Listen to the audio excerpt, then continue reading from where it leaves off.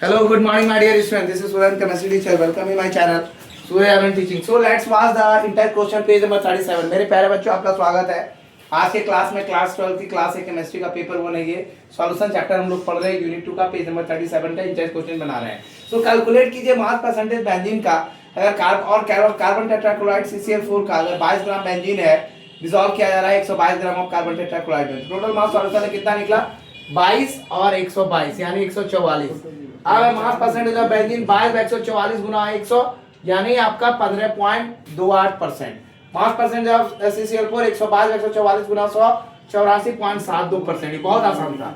दूसरा है calculate the mole fraction of benzene in solution containing 30% by mass in carbon tetrachloride CCl4। तो mass of benzene आपका 30 ग्राम है, moles of benzene आपका 30/78 0.385 मोल mass of C6H78 होता है। तो मास ऑफ CCl4 कितना हो जाएगा? 70 ग्राम हो गया।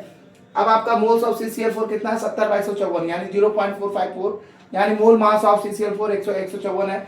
C6H6 0.385 बाय 0.385 प्लस 4.454 ये आ गया 0.459। ये हो गया आपका क्वेश्चन नंबर सेकंड। अब क्वेश्चन नंबर थर्ड और क्वेश्चन नंबर 4 पे हम लोग चर्चा करेंगे। क्वेश्चन नंबर 3 और क्वेश्चन नंबर 4। तो क्वेश्चन नंबर 3 और क्वेश्चन नंबर 4 कोई हार्ड नहीं है, वो भी इजी है बट थोड़ा सा टिपिकल है। आप इसे देखेंगे तो आराम से बन जाएगा। अब क्वेश्चन नंबर 3 और क्वेश्चन नंबर 4 हम लोग बनाएंगे। तो क्वेश्चन नंबर 3 और क्वेश्चन नंबर 4 बनाने के पहले आप जान लीजिए इस बात को कि आपको ये मोल फ्रैक्शन पूरा समझ में आना चाहिए। अगर आपको mole fraction concentration of solution नहीं समझ में आया है तो आपका न्यूमेरिकल आसानी से नहीं बनेगा। नहीं तो फिर ये पानी वाला सवाल है, बस पानी जैसे पीते हैं उस तरह से आपका ये पानी पीने की तरह है ये सवाल। तो आप इस बात को जान लीजिए, अगर आपको मोल फ्रैक्शन नहीं समझ में आया है तो आप मेरे वीडियो को जाकर के फिर से वॉच कीजिए और पूरा मोल फ्रैक्शन मैंने बहुत अच्छे से समझाया है। इसके प्रीवियस वीडियो को अगर आप देखेंगे तो आपको समझ में आ जाएगा। क्वेश्चन नंबर 3 है आपका। क्वेश्चन नंबर 3, क्वेश्चन नंबर 3 जो है calculate the molarity of, calculate the molarity, molarity को कैलकुलेट करना है। Molarity of each of the following solution, of each of the following solution, her solutions का आपको मोलैरिटी निकालना है। Each of the following solution, तो आप मोलैरिटी इसका निकालेंगे। किसका किसका मोलैरिटी निकालेंगे हम लोग? सबसे पहले निकालेंगे 30 ग्राम ऑफ, 30 ग्राम ऑफ किसका निकालेंगे? CONO3 होल 2 इंटू 6H2O इन कितने में निकालना है? 4.3 litre of solution, litre of solution में निकालेंगे। दूसरा हम क्या निकालेंगे? 30 ml of 0.35 m, 30 ml of 0.5 m molarity निकालेंगे इसका।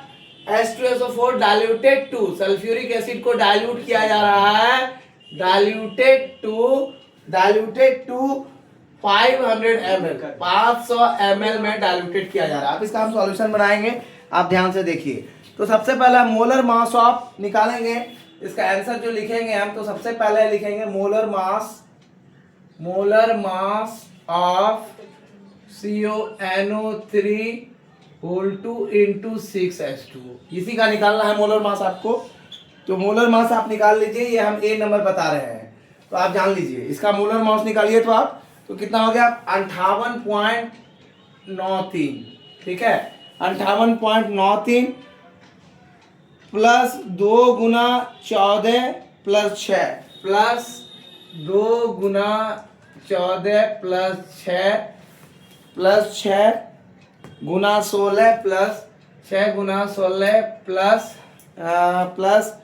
6 गुना 18, 6 गुना 18 ये आपका निकल गया 6 गुना 18। तो दो आपका हो गया 6 दूनी 12, 1 1 2, 6 दूनी 12, 12 और 16 चौक 64, ठीक है। तो ये हो गया आपका। तो ये आपका 58.93 इसका निकला है और ये आपका टोटल कंप्लीट हो जाएगा। टोटल सॉल्यूशन जो इसका निकलेगा ये निकल गया आपका 290.93, 290.93 ये इसका मोलर मास निकल गया। अब हम लोग क्या निकालेंगे? Moles of CONO3 whole 2 into 6H2O, ठीक है। इसका मोल्स अगर हम निकालें तो कितना में निकलेगा? 30/290 0.93, तो ये आपका निकलेगा अप्रॉक्स डाटा निकलेगा 0.103, ये आपका निकल गया। अब ये जब निकल गया तो इसकी मोलैरिटी हम आराम से निकाल सकते हैं। मोलैरिटी क्या निकालना है हम लोग को? मोलैरिटी निकालना है। मोलैरिटी इज इक्वल टू क्या निकलेगा? 0.103/4 हो जाएगा। ठीक है, 4.3 मेरा दिया हुआ है, 4.3 मेरा ये दिया हुआ है, 4.3 मेरा निकलेगा 4.3, तो ये है 4.3 यहाँ पे दिया हुआ है मोल्स का। इतने सॉल्यूशन में निकालना है। तो आप देख सकते हैं कि इसमें अब ये है तो 30 ml ऑफ 0. ये तो आपका कंप्लीट हो गया। 30 ml ऑफ 0.5 है, एस्ट्रोसोफोर को डाइल्यूट कर रहे हैं, तो इसका क्या निकालेंगे? M1V1 इक्वल टू M2V2, ये इसका हम लोग मास वॉल्यूम निकालेंगे एक का दूसरे के साथ। तो 0.5 इंटू 30 ml बराबर कितना? M2V2 मेरा दिया हुआ है, M2 मेरा दिया, M2 नहीं दिया हुआ है, M2 इंटू 500 ml, यही है आपका डाटा। इसके आधार पे अगर हम निकालेंगे तो देयरफॉर M2 इक्वल टू क्या हो जाएगा? 0.5 इंटू 30/500। अब आप इजीली कैलकुलेट कर सकते हैं। 0.03 m इसका कैलकुलेशन निकल गया। ये भी आपका आंसर आ गया। तो देखिए मेरे प्यारे बच्चों, कैलकुलेट करना था मोलैरिटी इसका। 30 gram of CuNO3 into 6H2O 4.3 litre में, तो 30 ग्राम में ये करना था। इसका मोलर मास निकाल लेंगे कार्बन का नाइट्रेट के साथ। तो ये नाइट्रोजन था, 2 गुना 3 दूनी 6 ऑक्सीजन और प्लस 6 गुना 18, ये हो गया 2, 6 दूनी 12, 2 14 गुना 18 कर इसको जोड़ ही लिए, 2 16 2 18, 6 गुना 18, और ये मेरा निकला है CuNO3 का। ये मेरा CuNO3 का निकल गया है मेरा। ये कार्बन का निकल गया, CO का मेरा निकला 58.93 प्लस आपका 2 गुना 14, 2 दूनी 14, 16 चौक 16 गुना 6, ये हो गया।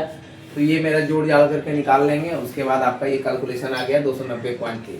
तो मोल्स ऑफ में निकालेंगे तो 30/293, 30 ml मेरा दिया हुआ है। 30 ml में हमको निकालना था 30 ग्राम में, तो 0.103 आ गया आपका। ये 0.103 आ गया। उसके बाद हम लोग क्या करेंगे? इसका मोलैरिटी निकालने के लिए मोलैरिटी हम निकालेंगे। तो इतना का है, इतना 4.3 लीटर मेरा दिया हुआ है, तो इतना का इतना, तो मेरा 0.024 m हो गया मोलैरिटी इसकी आ गई। ठीक है, अब हम लोग क्या निकालना है? 30 ml का अगर इसी सॉल्यूशन को डाइल्यूट कर दे इसके साथ, तो M1V1 मेरा निकला हुआ है, M2V2 है, तो 0.5 मेरा दिया गया है और 30 ml है। ठीक है, तो ये 30 ml ऑलरेडी क्या है? 30 ml में है, और ये M2 कितना है? और इसमें 500 ml है, तो 500 ml के साथ M2 मेरा कितना निकल गया? 0.5 इंटू 30/500 इतना निकल गया।